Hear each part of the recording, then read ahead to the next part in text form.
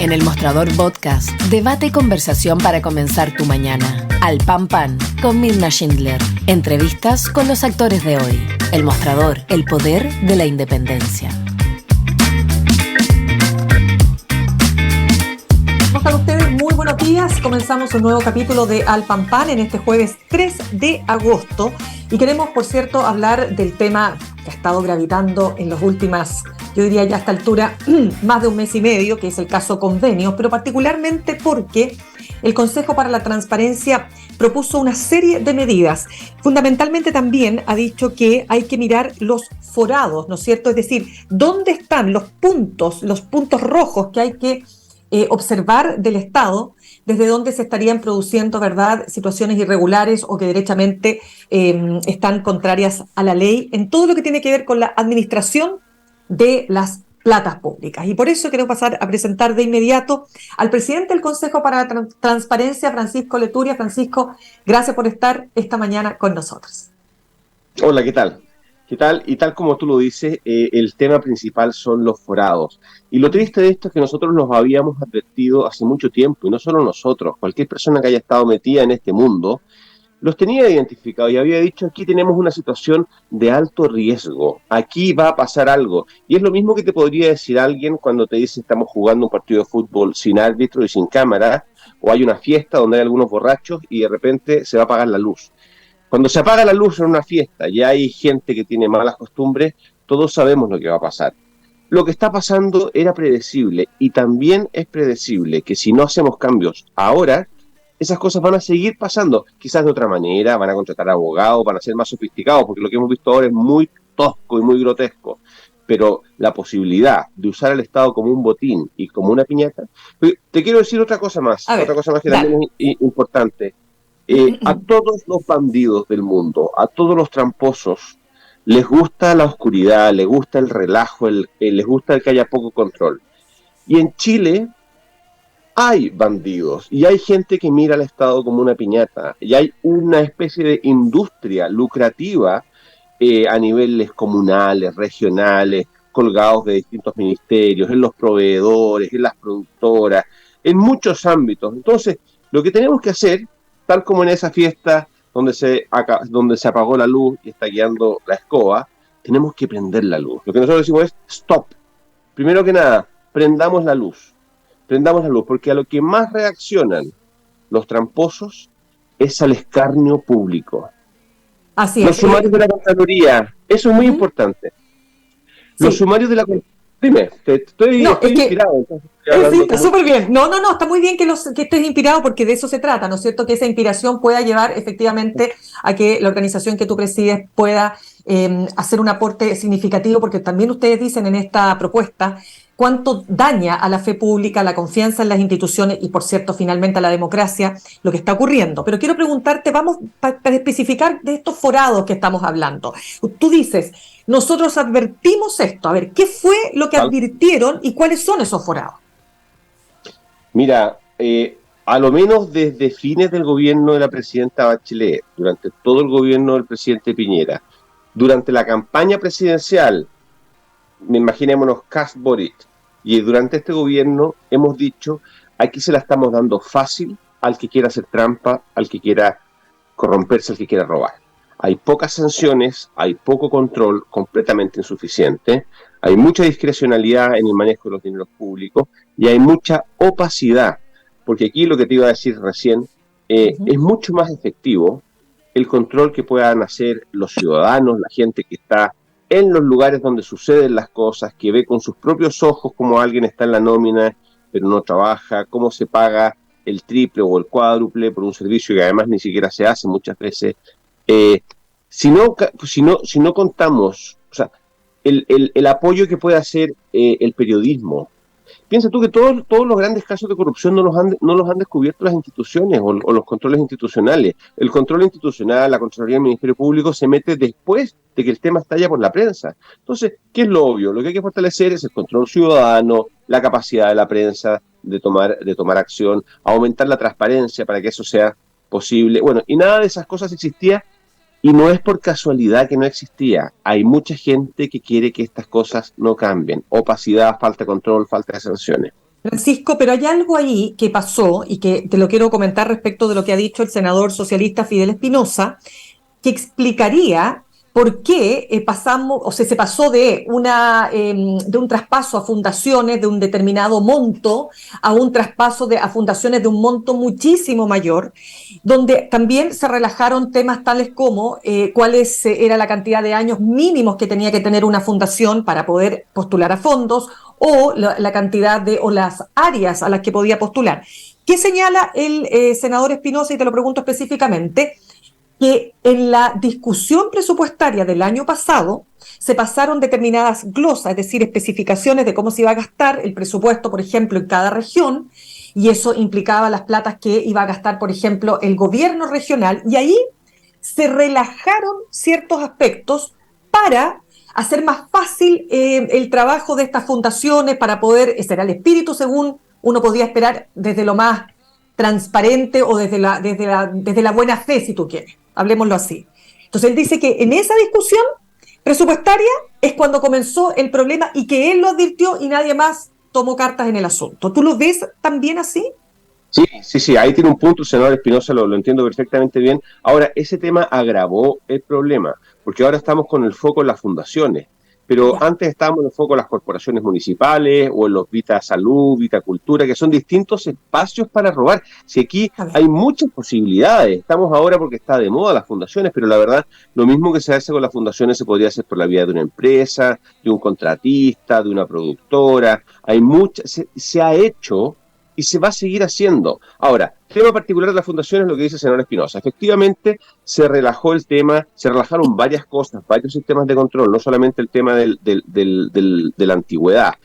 Claro, pero uno dice, por la buena onda. Sí, pero cuando uno le da 500 millones de pesos a alguien, no es por la buena onda. Mira, yo hace un poco tiempo fui a un doctor y me dijo, mira, te tendría que poner este químico, pero te reconozco que nunca lo he puesto. Yo le dije, muchas gracias, doctor, voy a preguntarle a otra persona, porque no quiero que me claven un ojo.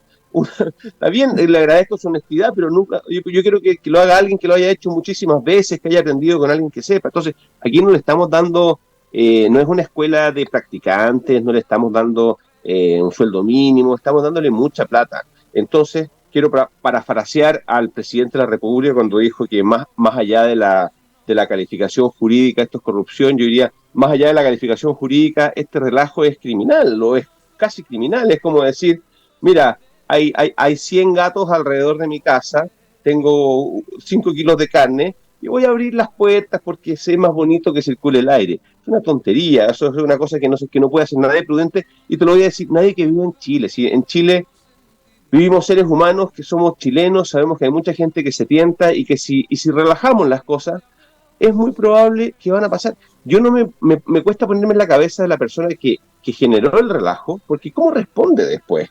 ¿Cómo responde después ante las cosas que pasan? Bueno, es que por eso te pregunto, porque lo que dice el senador, ya vamos a estar conversando con él en el siguiente bloque, pero él dice que aquí hay una responsabilidad desde el Ministerio de Hacienda. Él no está atribuyendo responsabilidad en términos de dolo. Oye, yo hago esto porque quiero defraudar al fisco, evidentemente, dice él, ¿no? Estoy reproduciendo sus palabras.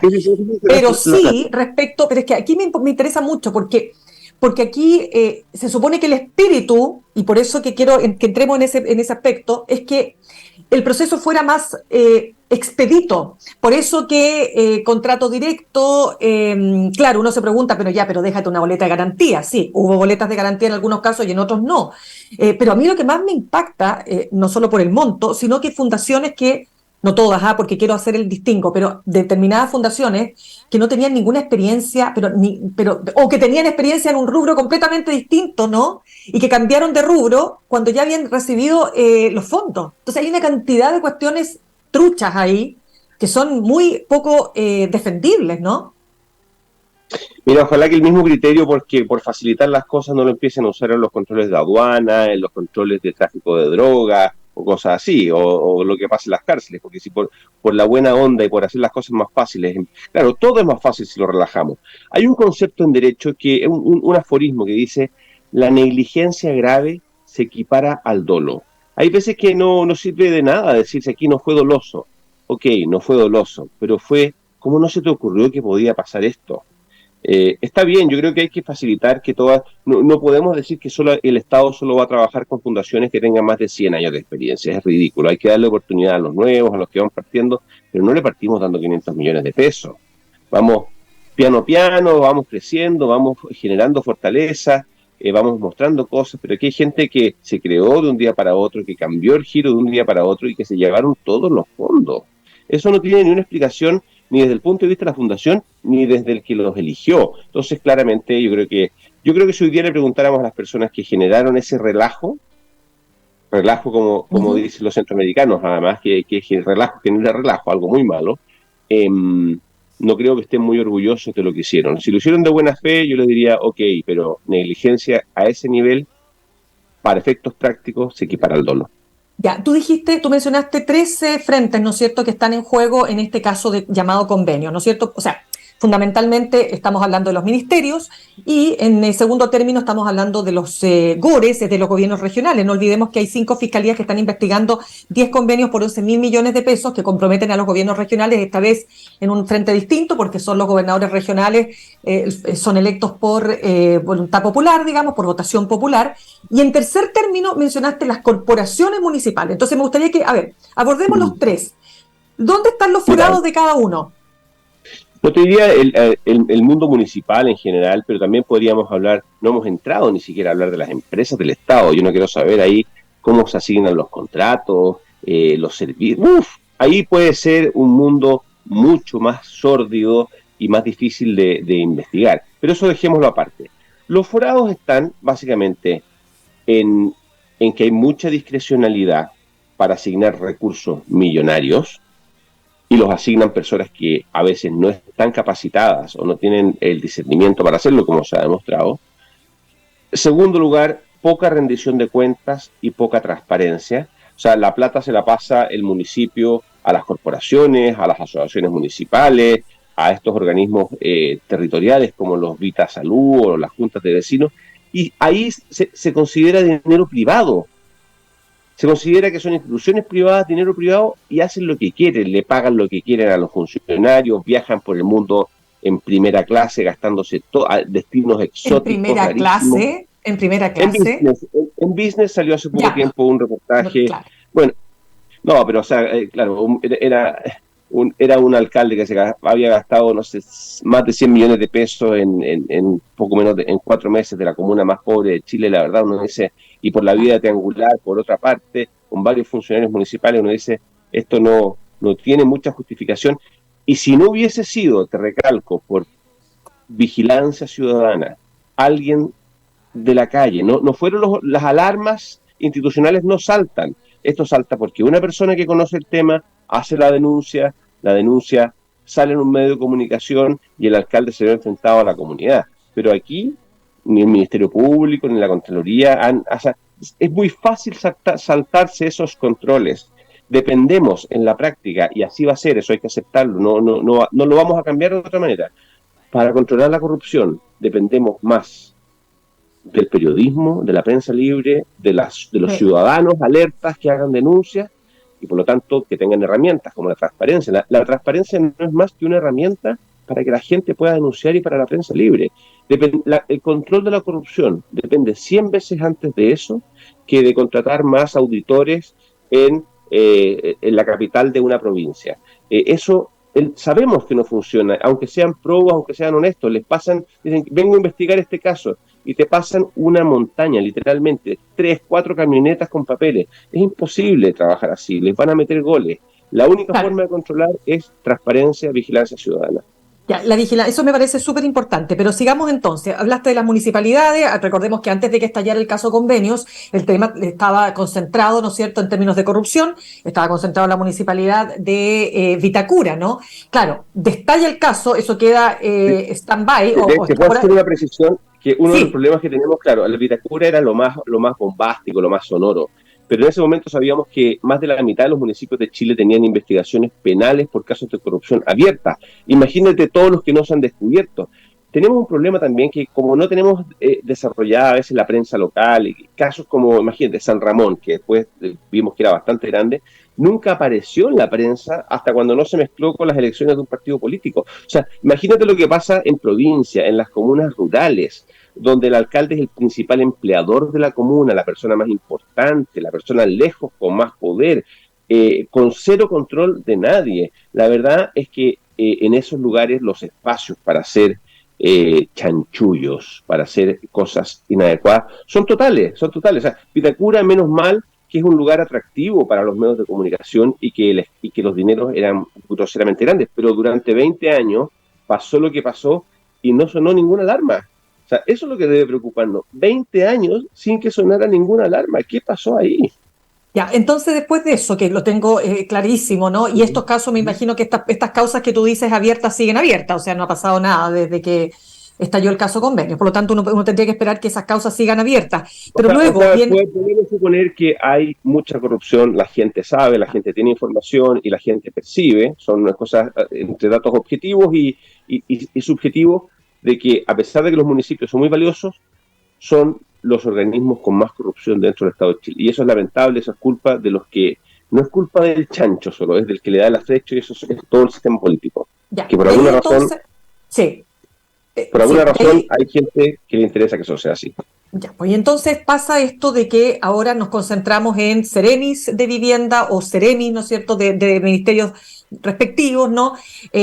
Luego tenemos el tema de los GORES o de los gobiernos regionales, ¿verdad?, que se quejaban. ¿Te acuerdas cuando estaban produciéndose el proceso previo, digamos, a este cambio, a la elección de gobernadores por vía popular, cuando se señalaba que tenían muy pocas atribuciones, pero tenían una atribución, y la tienen, ¿no?, que es muy grande, que es el disponer de fondos públicos, ¿no? Entremos ahí. Ok, tiene la billetera, y la billetera con poco control, con un sistema mal diseñado que permitía estas cosas. Bueno, mira, cuando a la gente se le da la oportunidad de hacer las cosas, es como ese chiste, con mochila o sin mochila. Bueno, si puedo ir sin mochila, voy a ir sin mochila. Si puedo hacer las cosas de una forma fácil, las voy a hacer fácil. Si puedo favorecer a mis amigos, hay mucha gente que va a caer en la tentación. El sistema no previó la naturaleza humana, no previó que estábamos en el país en el que estamos. Cierta ingenuidad que me parece a mí sospechosa. Yo creo que muchos dijeron de lado y lado, dijimos, aquí hay un giro económico casi, que hay algo que nos puede beneficiar a todos. A río revuelto, ganancia de pescadores, dejemos, aquí a nadie le interesa un río no revuelto, aquí nos interesa un río revuelto. Entonces se ideó un sistema que tiene pocos controles, que tiene mucha discrecionalidad y que ha llevado a la situación a la que ha llevado. Ahora, es tanto así, lo que te digo, es que yo no estoy seguro ni siquiera que vayamos a poder corregir esto. ¿Cómo? ¿Por qué lo dices? En una crisis como esta, es obvio que esto se acaba, que vamos a poner todos los resguardos, que las medidas que ha propuesto el Contralor, que hemos propuesto nosotros como Consejo de la Transparencia, las van a aprobar en 30 días. Uh-huh. Yo no estoy seguro. Yo creo que hay gente que está esperando. Porque hay mucha gente que se beneficia de que las cosas sean así.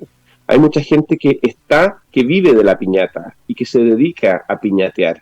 Entonces, hay mucha gente, y lo vamos a ver ahora en el debate legislativo, que va a decir esperemos un poquito, que va a tirar, como se dice, la pelota para el córner, y esto, una vez que el tema pase de moda, que venga el plebiscito, que venga el verano, ya el tema sigue igual y seguimos con la piñata disponible, seguimos con el río revuelto y los pescadores sacando peces. Hay mucha gente que le interesa, no lo va a decir nunca, pero hay mucha gente que le interesa que las cosas sigan así porque obtienen muchos beneficios de esto.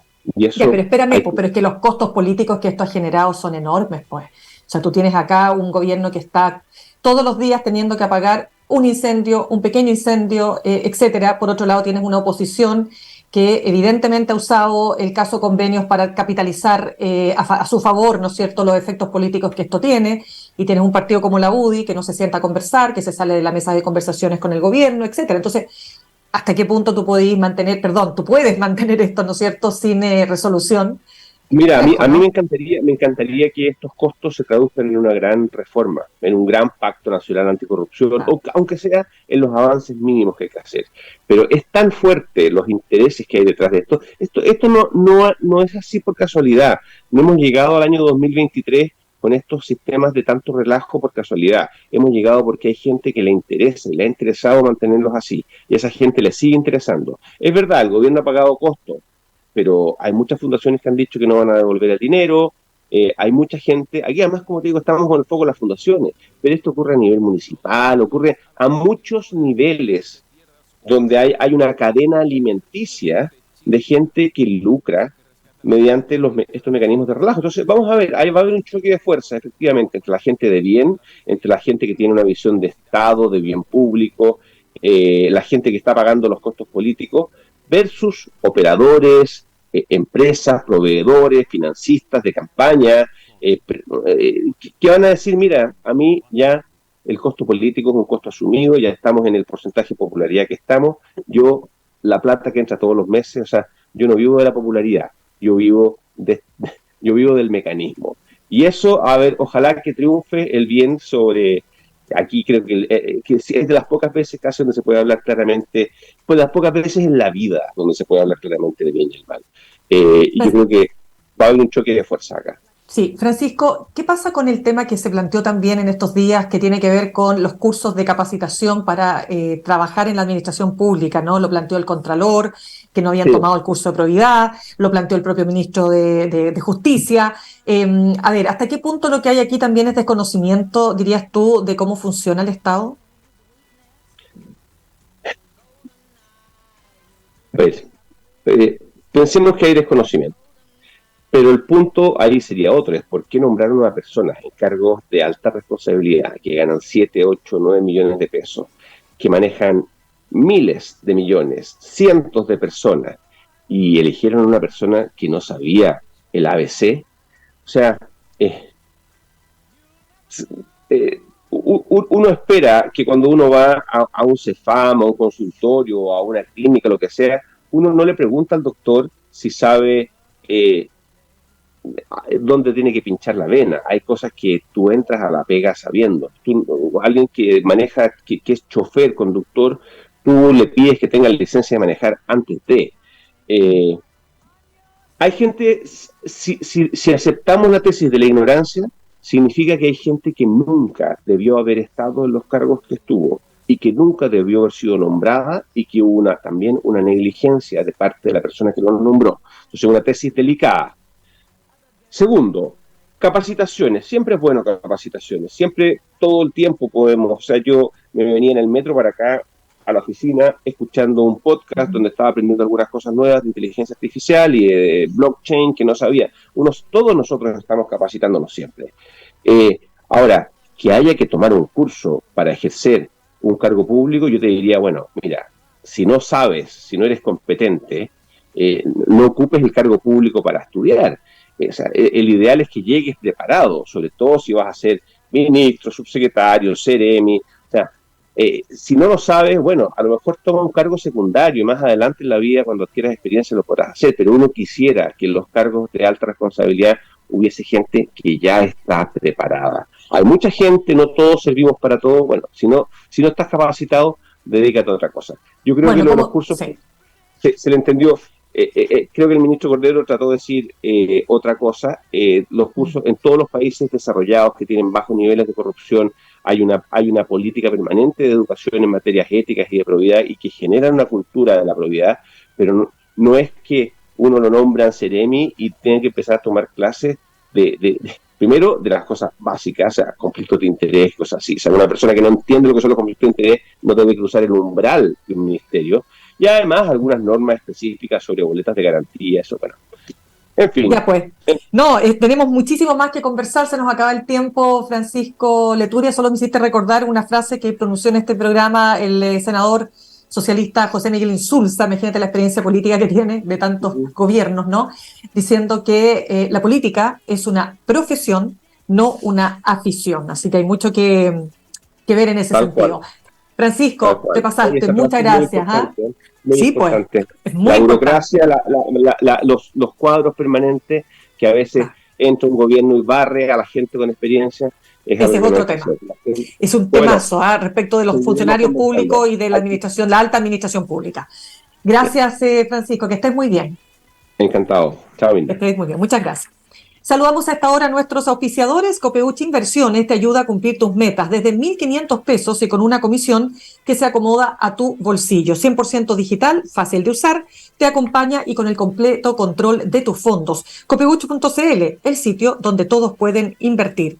Universidad Central, 40 años formando personas. Ven a vivir la experiencia USEN. Para los que buscan avanzar, posgrados USEN. Acreditada y adscrita a gratuidad. Conoce más en posgradosusen.cl. Nos vamos al corte y al regreso estamos conversando con el senador socialista Fidel Espinosa. En instantes, una nueva entrevista en Alpa.